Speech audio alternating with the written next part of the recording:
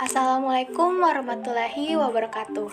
Hai semua, perkenalkan nama saya Asyifa Salsabila atau biasa dipanggil dengan Syifa.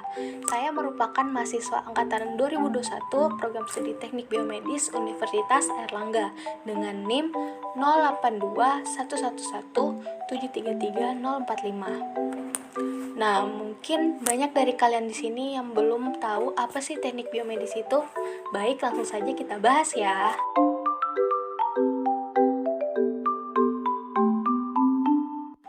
Teknologi biomedis secara umum mengacu pada aplikasi ilmu teknik dan prinsip teknologi dalam sistem biologis dan makhluk hidup.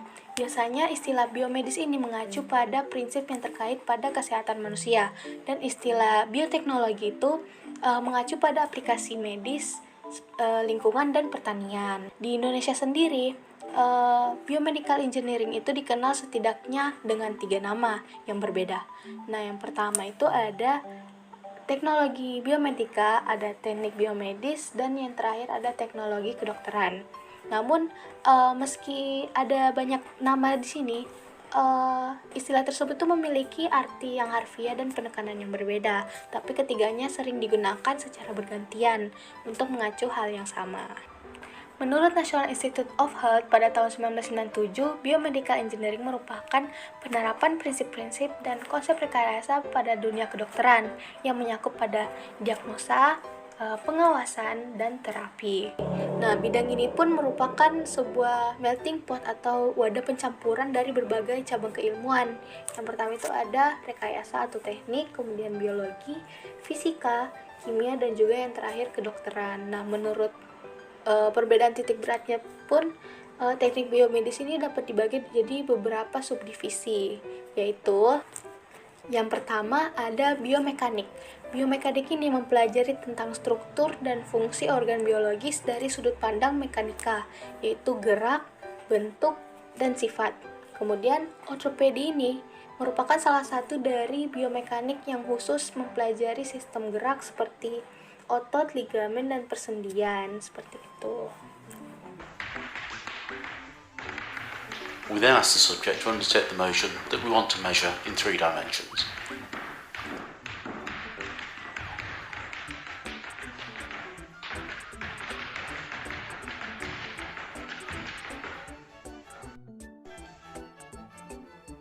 The cameras don't actually see the subject at all. All they see are the markers that are attached to the subject. They're not actually photographing the image, they're actually measuring the locations of those markers. Those markers are shown in this animation as little yellow dots that are being connected by green lines.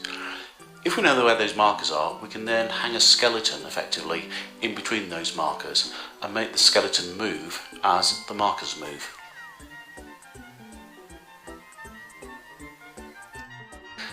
The next step in the analysis process is to include the muscles into the skeleton model. At the moment, we're using a model that contains over 600 muscles. That's most of the locomotive muscles in the human body. We then develop techniques here at Coventry to enable us to calculate the loads in each of those muscles. We can also calculate the loads in the joints and the loads in the bones. This information is often important when one's considering injury mechanisms. The software used for the animation of all of these sequences in this presentation has been written here at Coventry, and so are all the analysis procedures that are used to calculate the loads within the body. This subject is paraplegic. He's paralysed from the mid-chest level down. A major problem with paraplegia is that bone death occurs in the legs because the legs are not being loaded. You might notice his legs are actually moving, and that's because we've attached stimulating electrodes to the muscles to get them to fire to reproduce the rowing action. Through rowing, loads are being applied back onto the bones.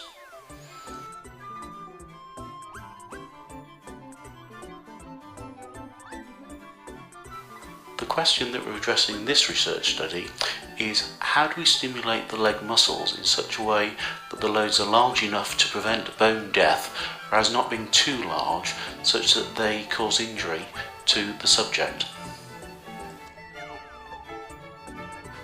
I hope you found this very brief presentation of some of the biomechanical research activities at Coventry of interest. If you've got any questions, please contact me and I shall attempt to answer them. Many thanks.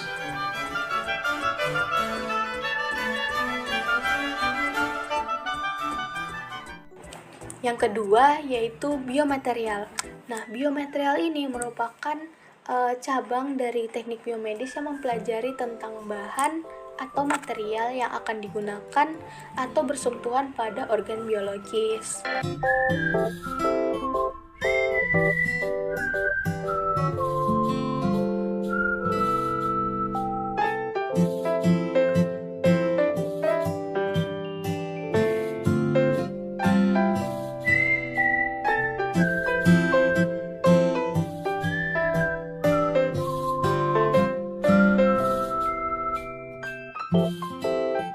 Yang ketiga ada bioinstrumen. Nah, bioinstrumen ini mempelajari tentang rekayasa seperti konsep, desain, dan manufakturing dari alat kedokteran secara umum. Nah, bioinstrumen tersebut ini merupakan bagian dari teknologi biomedis yang bersentuhan langsung dengan klinis atau publik. Yang keempat ada bioimaging. Nah, bioimaging ini merupakan bagian yang penting dari bioinstrumen dan fokusnya itu pada bidang teknologi pencitraan, yaitu image medis seperti magnetic resonance imaging yaitu MRI.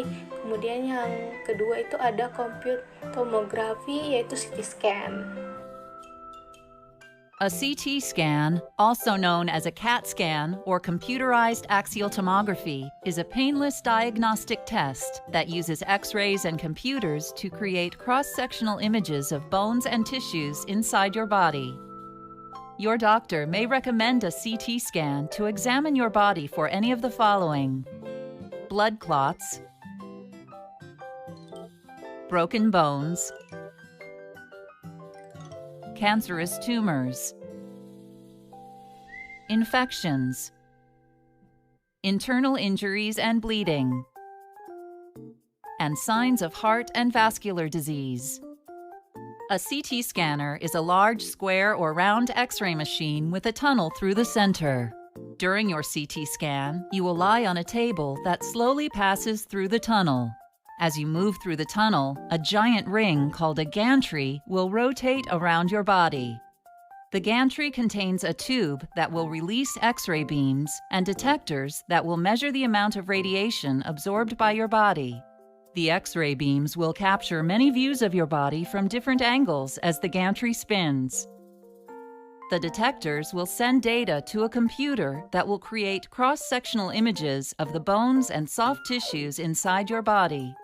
The scan allows your doctor to see the location of a condition inside your body, which will help them decide how to treat it or to see how well your treatment is progressing.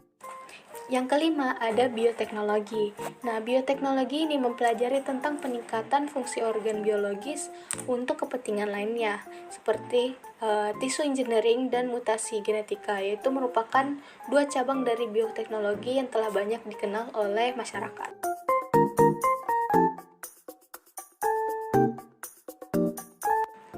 Sejarah teknologi biomedis telah dimulai sekurang-kurangnya sejak 3000 tahun yang lalu. Klaim ini didasari dari penemuan prostetis, yaitu alat pengganti organ yang berupa kayu pada sebuah mumi yang berumur 3000 tahun yang ditemukan di Thebes, yaitu negara Yunani. Pada tahun 1816, fisikawan Prancis bernama René Laennec menggunakan gulungan koran untuk mendengarkan detak jantung pasien. Ia kemudian menyempurnakan idenya ini untuk membuat alat yang kita kenal sebagai stetoskop. Kemudian, pada abad modern, sejarah teknik biomedis dimulai sekitar 200 tahun yang lalu, yaitu ketika pada tahun 1848 melalui sebuah publikasi yang dilakukan oleh Du Bois-Reymond dan rekannya yang bernama Hermann von Helmholtz, yaitu mengidentifikasi prinsip tahanan dan arus listrik lemah pada otot dan nervous system pada katak, yang kemudian hal ini dikenal dengan elektrofisiologi. Kemudian ada sphygmomanometer pada 1881 oleh Samuel Siegfried dan sinar X pada 1885 oleh Wilhelm Röntgen. serta elektrokardiograf yaitu pada tahun 1885 oleh Wilhelm Einthoven. Tren ini berlanjut pada awal abad ke-20 dengan beberapa penemuan alat medis yang masih digunakan sampai sekarang, seperti ginjal buatan oleh Abel, Rotary, dan Turner pada 1893 dan hemodialisis pada 1924. Perang Dunia I dan Perang Dunia II yang melibatkan lebih dari 60 negara dari 5 benua yang ada di bumi ini mempunyai peran yang signifikan dalam perkembangan bidang teknik biomedis di berbagai belahan dunia. Hal ini dikarenakan tingginya permintaan kebutuhan prostetis, yaitu pengganti organ umumnya pada kaki dan tangan dari para tentara yang cacat sebagai akibat perang. Nah, jumlah laboratorium Beckel maupun lembaga riset yang mulai tertarik mengembangkan penelitian di bidang ini pun semakin banyak, baik dari bidang ortopedik, prostetis, maupun bidang terkait lainnya. Dari sekian banyak lembaga tersebut, satu-satunya institut yang menawarkan bidang teknologi biomedis secara formal yaitu Oswald Institute of Physics in Medicine yang didirikan oleh Friedrich Desor pada tahun 1921 di Jerman. Setelah Perang Dunia Kedua berakhir, teknik biomedis mulai diperkenalkan pada sistem pendidikan di Amerika yaitu pada Drexel University pada tahun 1959. Dengan diperkenalkannya biomedical engineering ke dalam sistem pendidikan formal, terbukti efektif pada penciptaan prostetis dan penemuan alat-alat kedokteran modern lainnya, seperti pacemaker, CT scan, cochlear implant, artificial heart, prosthetic arm, dan lain sebagainya.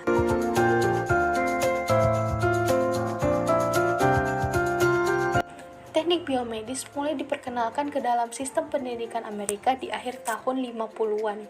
Sejak itu, perkembangan teknik biomedis sangat pesat bukan hanya di Amerika, tetapi juga di berbagai institut pendidikan papan atas yang hampir ada di seluruh dunia. Mengingat perkembangan ilmu pengetahuan dan teknologi medis dan pelayanan kesehatan yang sangat cepat dan kompleks, seorang dokter atau tenaga kesehatan lainnya tidak dapat mampu untuk menguasai sepenuhnya aspek dari teknik peralatan medis dan pelayanan kesehatan. Nah, untuk itu juga diperlukan tenaga profesional yang lain yang dapat menjamin keberhasilan peralatan medis yang canggih dan menjamin pelayanan kesehatan yang kompleks. Maka dari itu, tenaga teknik biomedis diharuskan memiliki kemampuan inovasi, kreativitas untuk pengembangan peralatan produk pelayanan kesehatan. Dan juga tenaga teknik biomedis harus memahami dan menguasai ilmu dasar fisika, kimia, dan biologi yang relevan dengan ilmu kedokteran. Di samping itu juga menguasai dasar teknik untuk melakukan proses engineering, desain, prototyping, manufacturing, dan testing peralatan, yaitu produk dan metode dalam pelayanan kesehatan. Nah, kemajuan dalam bidang peralatan medik dan cara analisisnya itu pun sudah tentu memerlukan tenaga ahli yang khusus ya. Nah, penyiapan tenaga ahli khusus ini pun tidak mungkin diserahkan dan dimasukkan pada kurikulum pada studi kedokteran karena akan membebani kurikulum kedokteran itu sendiri. Berdasarkan fakta yang ada, maka dibuatlah program studi khusus untuk menyiapkan tenaga ahli yang mampu membantu dan menangani konsekuensi kemajuan di bidang medisin. Di Indonesia, eksistensi bidang teknik biomedis sebagai sebuah disiplin keilmuan yang baru dimulai setidaknya pada tahun 1967, yaitu ketika Kementerian Kesehatan mendirikan Akademi Teknik Ronsen yaitu ATRO dengan tujuan untuk menyediakan dukungan teknis. Dalam hal ini tuh pemeliharaan peralatan medis yang tersebar dari seluruh rumah sakit yang ada di Indonesia. Kemudian di tingkat universitas, teknik biomedis mulai diperkenalkan pada tahun 1998, yaitu Institut Teknologi Bandung, yaitu ITB, merupakan institut pertama yang menawarkan teknik biomedis sebagai konsentrasi studi pasca sarjana, yaitu S2 di bawah jurusan Teknik Elektronika. Kemudian pada tahun 2008, Universitas Airlangga Surabaya membuka program studi S1 Teknik Biomedis setelah terlebih dahulu membuka jalur S2 Teknik Biomedis. Hal ini pun mengukuhkan Universitas Airlangga sebagai universitas negeri pertama yang membuka jalur sarjana pada teknik biomedis ini sendiri. Kemudian disusul oleh ITS, ITB, dan kampus-kampus negeri maupun swasta lainnya.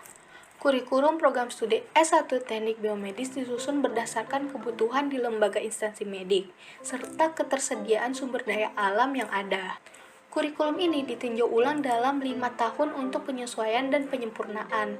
Kemudian kurikulum ini pun disusun dan dapat diselesaikan dalam waktu 8 semester, yang setara dengan 4 tahun ajaran. Jika dilihat dari tren tersebut, terlihat bahwa periode tahun 2000-an merupakan turning point bagi diterimanya teknik biomedis sebagai disiplin ilmu yang potensial pada perguruan tinggi. Sebagaimana halnya terjadi pada Jerman dan Amerika, bahwa universitas merupakan peran penting atau peran vital dalam pengembangan bidang teknik biomedis. Perkenalan teknik biomedis pada pendidikan tinggi di Indonesia diharapkan mampu untuk memberikan peran substantif pada perkembangan industri teknik biomedis di tanah air. Nah, dengan penjelasan saya tadi, saya harap teman-teman sudah paham dong apa sih teknik biomedis itu, dan semoga perkembangan teknik biomedis di Indonesia menjadi makin pesat lagi, seperti yang ada di mancanegara. Jadi sekian dari saya, wabillahi taufiq wal hidayah, wassalamualaikum warahmatullahi wabarakatuh.